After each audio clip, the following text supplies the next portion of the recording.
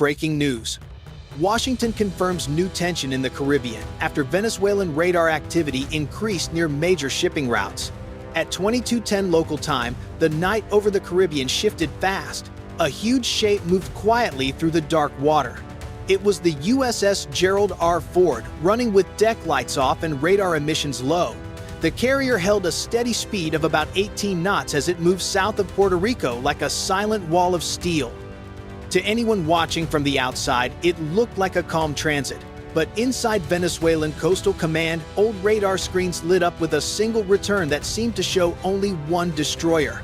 Minutes later, 6 fast patrol boats rushed from port at more than 35 knots, forming an arrow shape as they sped toward the target. They believed they were closing in on one US ship. They were not. They were heading straight toward the most advanced carrier strike group the US Navy has afloat, and they had no idea what they were about to face.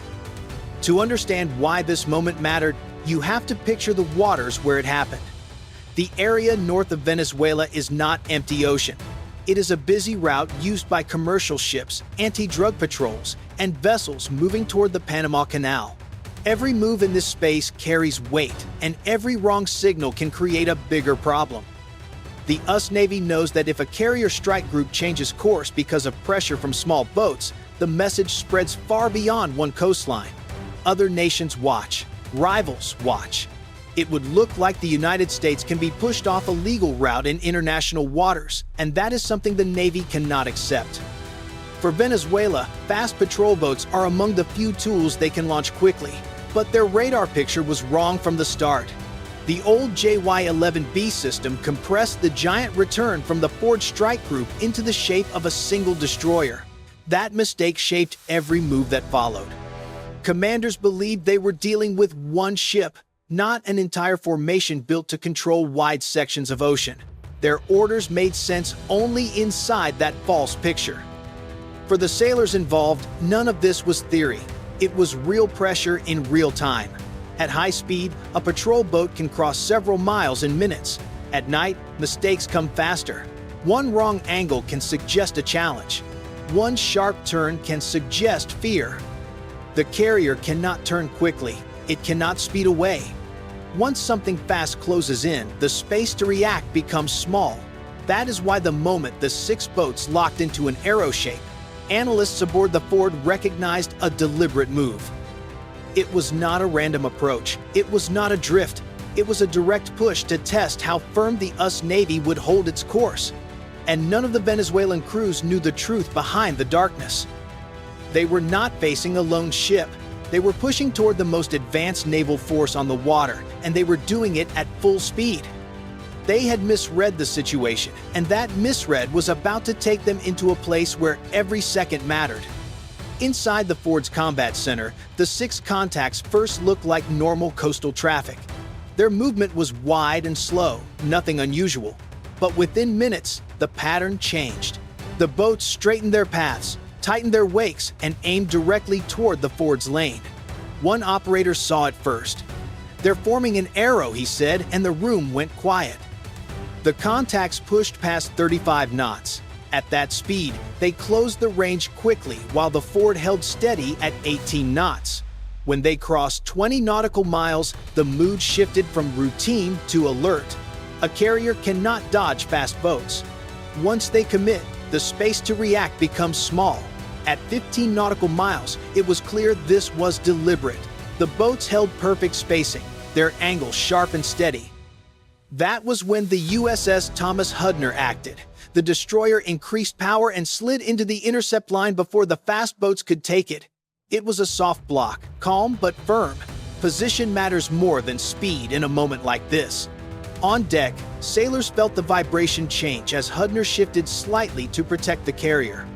2 MH-60R Seahawks lifted into the air seconds later. Their infrared cameras scanned the water, sending clear images to the Ford and Hudner. From above, the wakes and angles told the story. The boats were pushing in fast with no sign of slowing. At 10 nautical miles, nothing changed. No radio calls, no request for space. Just 6 boats closing the gap at high power. Then a short fire control pulse hit Hudner's forward section. It lasted only a moment, but it meant everything. It was a signal that the boats wanted to see how the destroyer would react. Hudner did not escalate. The Mark 45 gun turned slightly, not to aim but to show readiness. The CIWS dome made slow sweeps. The destroyer stayed steady, holding the line without giving an inch. From the Seahawks above, the scene looked like two forces locked on rails, the carrier group holding firm and the fast boats rushing forward with growing pressure. The distance kept shrinking, and every second carried more weight. Imagine watching this at sea. 6 fast boats pushing hard, 1 destroyer refusing to move. What would you do? Tap 1 if you'd hold the line. Tap 9 if you'd turn away. The Ford strike group moved through the dark water with calm precision. The carrier held 20 knots, its escorts steady on each side, but every sailor felt the pressure growing as the Venezuelan boats came in faster. The 6 fast boats showed no hesitation. Their engines pushed hard, wakes cutting sharp lines as they closed in on Hudner's block at more than 35 knots. At that speed, the distance between them and the destroyer could collapse in seconds. Inside Hudner, radar operators watched every change. Even a small angle shift can change the meaning of an approach. And tonight, the boats kept tightening their arrowhead formation. Above, the Seahawks circled with infrared cameras scanning the water. Their view showed a formation moving straight, fast, and without drift. It did not look like a curious patrol. It looked like pressure. When the boats reached about 1,000 yards, the situation became more serious. A carrier cannot turn without sending the wrong signal. A fast boat cannot turn without showing intent. Both sides were locked into a narrow path where mistakes matter more than words.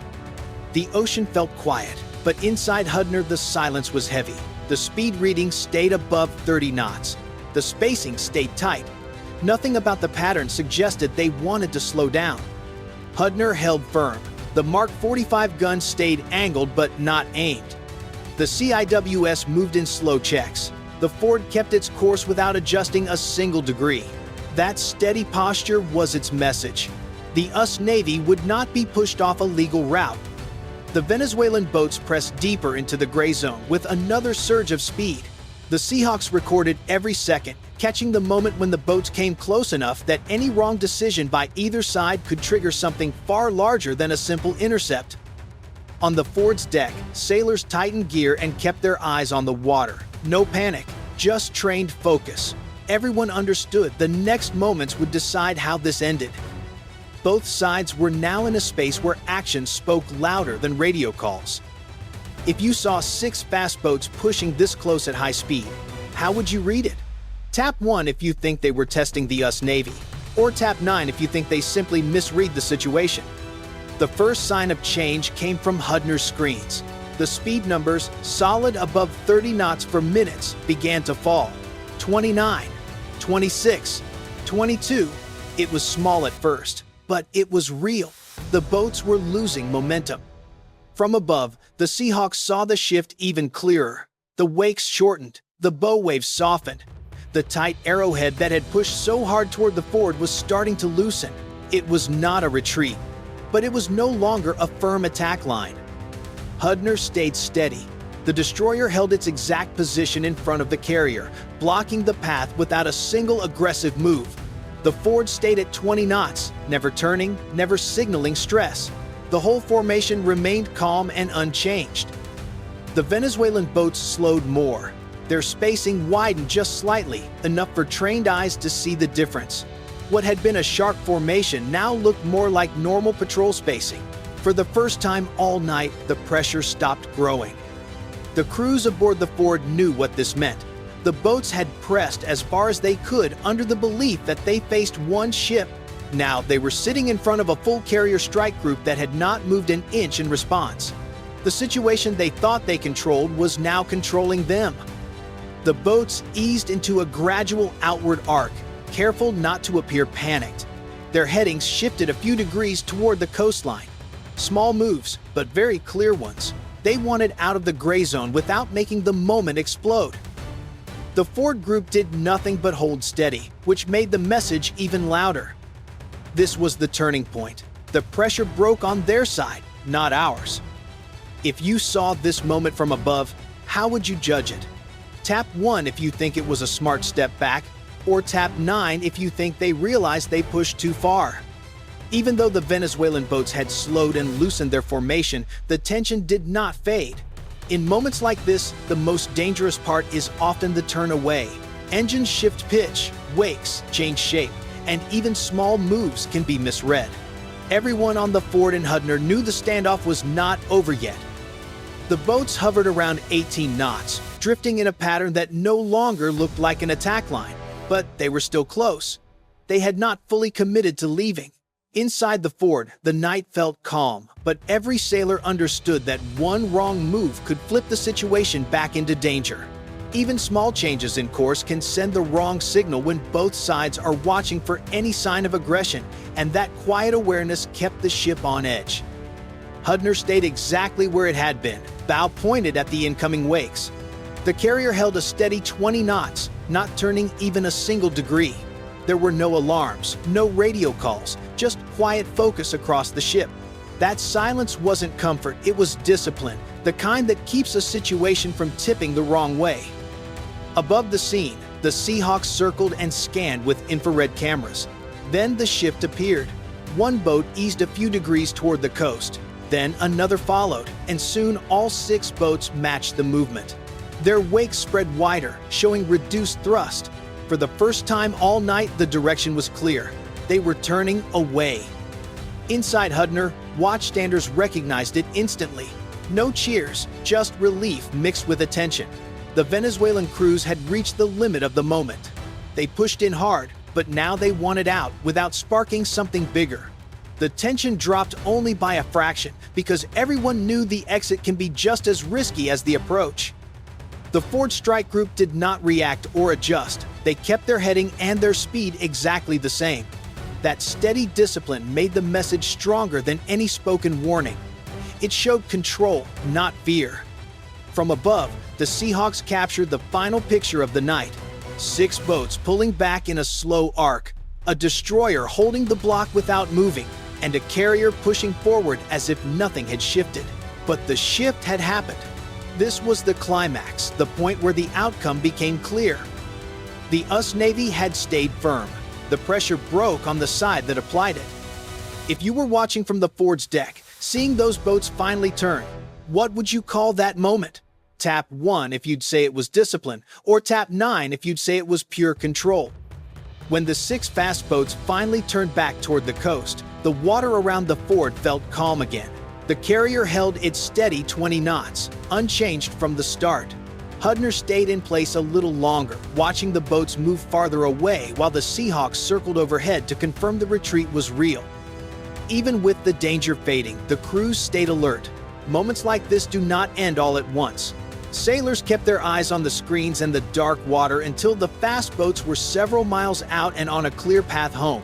Only then did the pressure across the strike group begin to ease. For the US Navy, the meaning of the night was clear. A carrier strike group cannot be pushed off a legal route by small, fast craft. The Ford never changed course. Hudner blocked the approach without firing a single shot. The Seahawks recorded everything. Control and discipline carried the entire encounter. For Venezuela, the lesson was different. Their move started with a radar error that made them believe they were facing one destroyer. Instead, they found themselves in front of the most advanced carrier strike group afloat. Once they realized the truth, their speed fell, their formation loosened, and their push turned into a slow step back. Across the region, analysts will study how quickly a misunderstanding can turn into a dangerous moment. Fast boats, old sensors, and confidence can create real risk, but steady posture can stop a situation from growing. Holding a straight line under pressure is not simple. The Ford Group showed exactly how to do it. But the bigger question is what happens next? If one bad radar return can pull 6 boats into the gray zone, what could happen in a more crowded area or on a busier night? The Caribbean is full of moving pieces, and small mistakes can echo far. As the Ford Group continued south, the sea around them looked peaceful, but the meaning of the moment stayed. Sometimes strength is shown not by action, but by refusing to move at all. If you watched this unfold, what do you think it really showed? Tap 1 if it proved calm strength, or tap 9 if it showed how close things can come to real danger.